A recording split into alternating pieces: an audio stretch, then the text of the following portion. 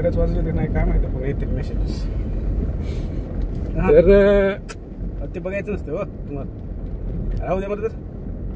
तर ते आत्ता मी तुम्हाला जस्ट हे सांगत होतो की हे रोडवर आता मी सध्या ड्राईव्ह करत आहे.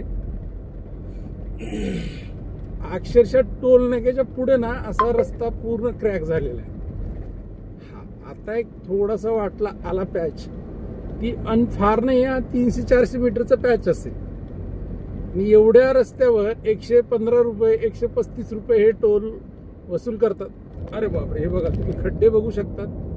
आता सध्या मी फॉर्च्युनर गाडीमध्ये आहे, त्याच्यामुळं खड्डा कमी जाणवतो, पण जाणवतो बॉस, कारण आहेत ऑलरेडी.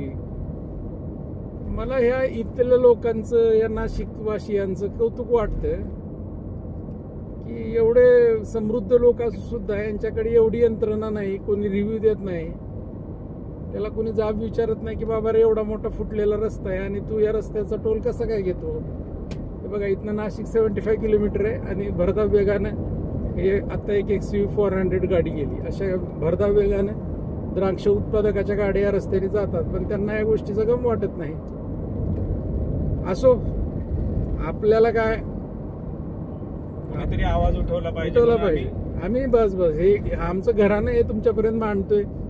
या पद्धतीने जर समजा नाशिक सरळ आणि संगमेश्वर सिटी सरळ इकडे राईटला, आपल्या मार्फत सर्व दूर शासनापर्यंत, हा बस हा आवाज शासनापर्यंत गेला पाहिजे. संबंधित प्रशासन विभागामध्ये जे लोक काम करतात त्या लोकांपर्यंत हा आवाज गेला पाहिजे, आणि जेणेकरून जनतेला न्याय मिळाला पाहिजे. जनतेचा पैसा अशा प्रकारे कोणी लुटता कामा नये, या सर्वांसाठी मी प्रार्थना करतोय.